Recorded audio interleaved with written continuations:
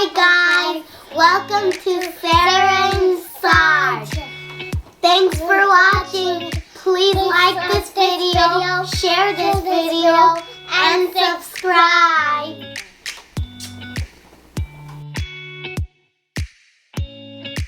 Things that a Christian does. Yeah, I think what we do. Let me just make this point, please. Okay, you're taking forever like a woman. Oh no, she didn't! So,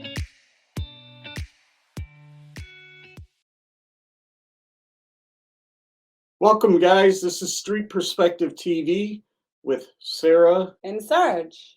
Dr. Sera. So today we have an amazing video that we're going to review, and we are 100% sure you're going to like that video. It summarizes what we have been talking about regarding the Church of God, and we found this amazing video, and we want to bring it to you and share with you.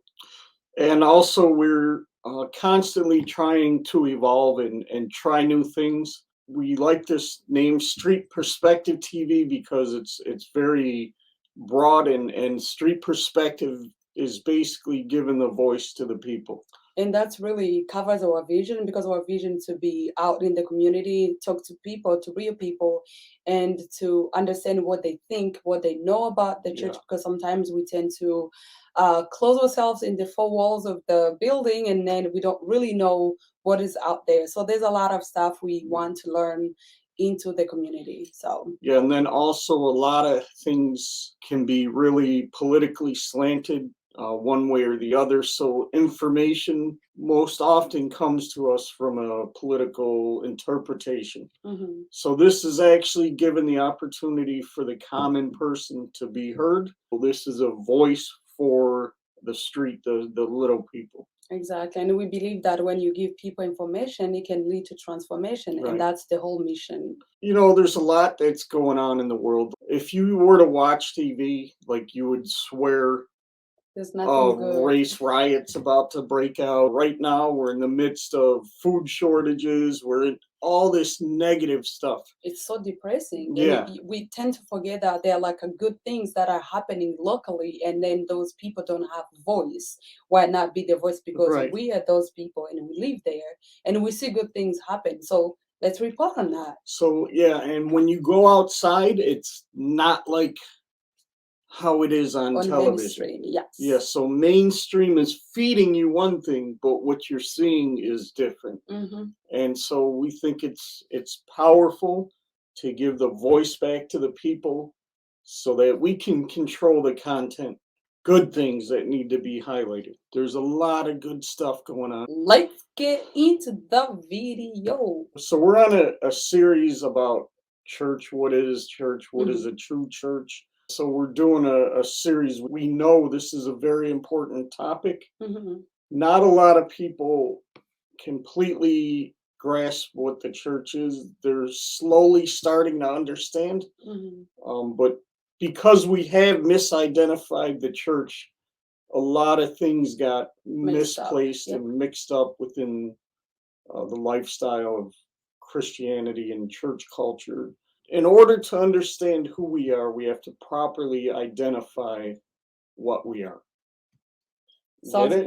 I do. So what we're going to do, we're just going to let the video play when we feel like we want to make some point or explain or how we feel or how we understand it, then we're going to stop. Oh, guys, and by the way, look at my great design work. You want to see? Yeah, please. You made that? I did that. That is, you can tell this is African, right? Who do you trust, him or me? Because this is typical African. That is definitely a man's work. It's crooked, it's off center. So they know I'm not lying. Oh, yeah, right. Okay, yeah. Guys, you can judge and leave a comment about that. Let's see. Yeah, push 1 in the comment section if you think I did it.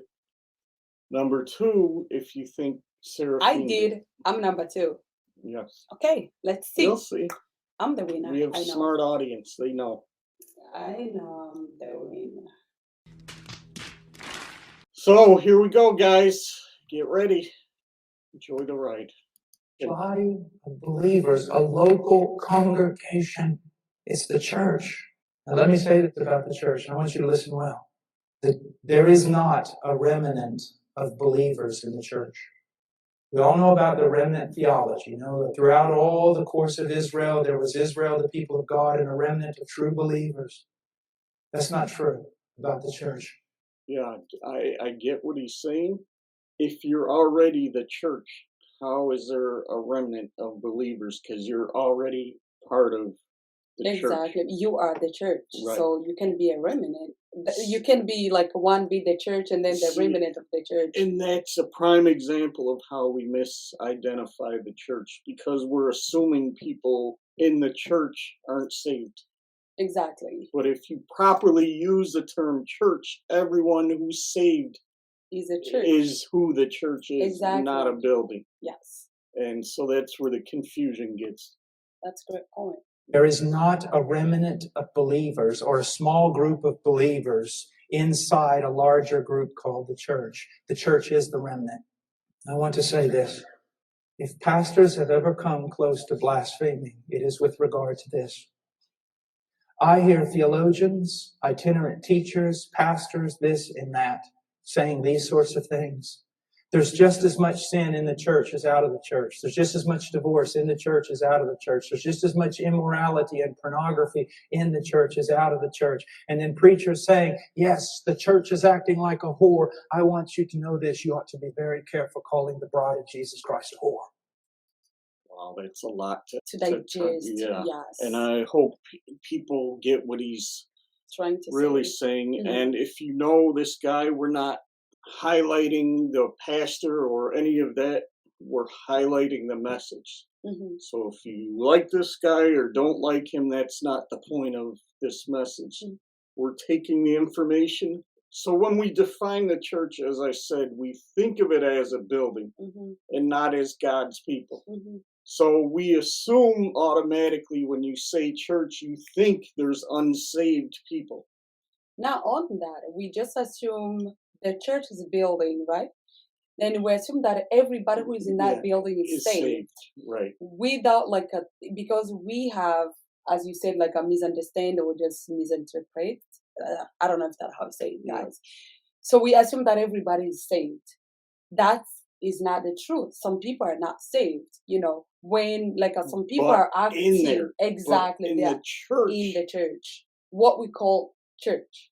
of the church, Mhm. everyone's saved. Exactly. Because it's not the building, it's those who've given their hearts Mhm. to Christ. We consider for a long time America as a Christian nation. Mhm. But our idea of what it is to be Christian is It's far from what very, the Bible yeah. says. I mean, there's people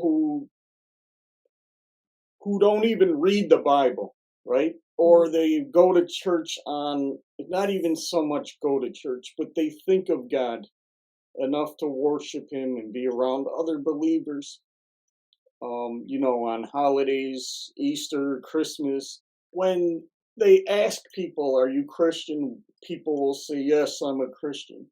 But they don't do any of the things that a Christian Yeah, does. I think what we do Let me is just make this point, please. okay. You're taking forever Yeah, like a I know. woman. Oh no, she didn't. So basically, I'm just telling the truth. If you're a Christian and you have no interest in reading the Bible, something is very wrong.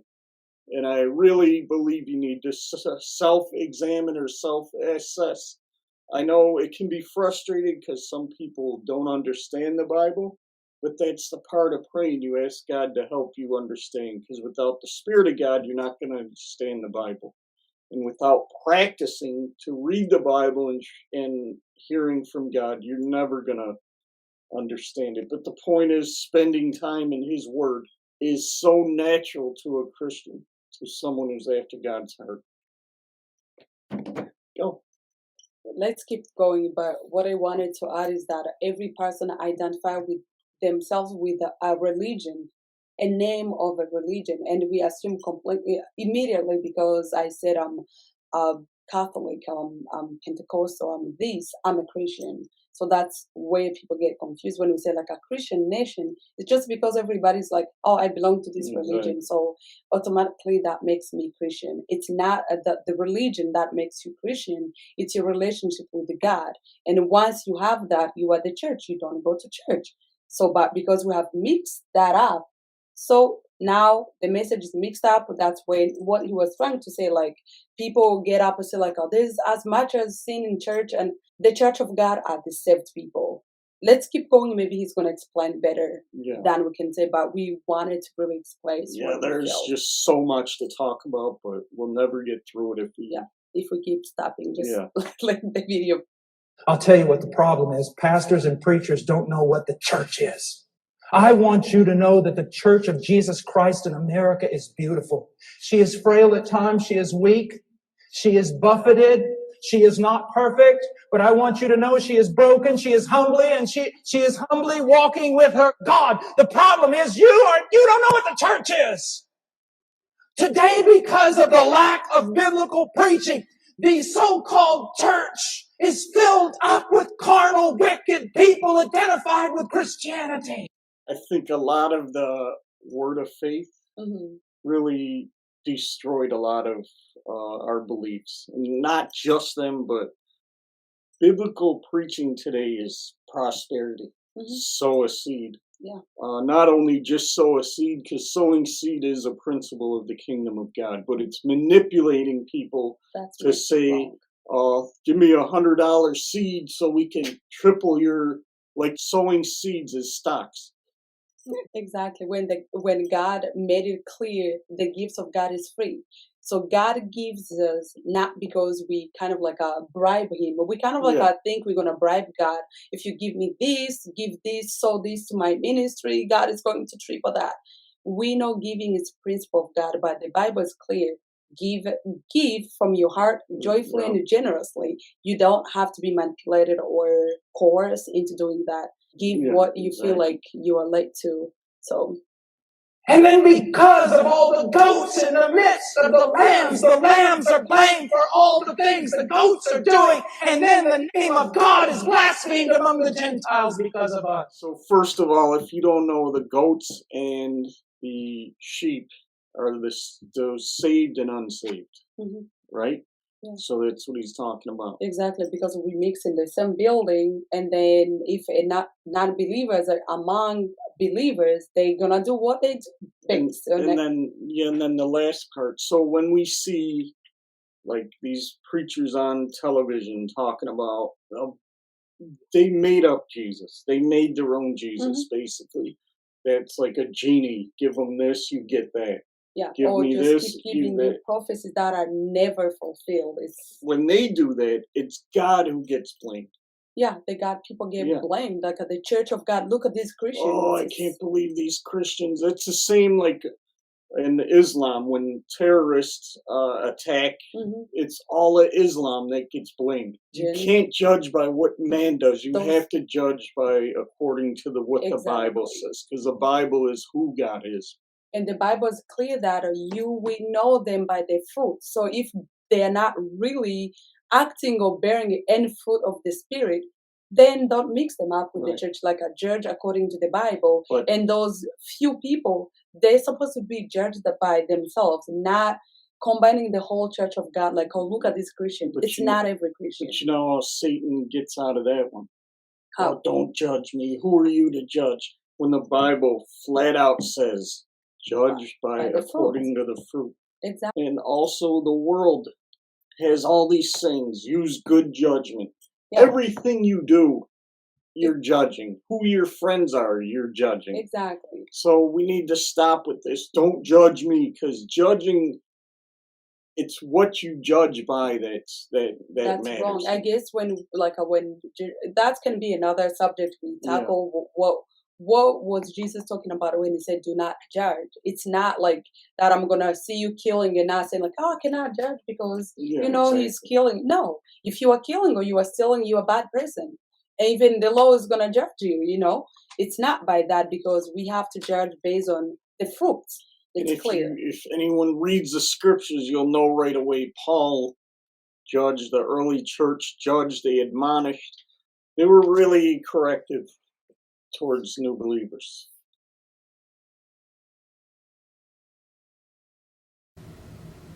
Use this clip at the start of your iMovie to get it into 1080p. Then delete this clip.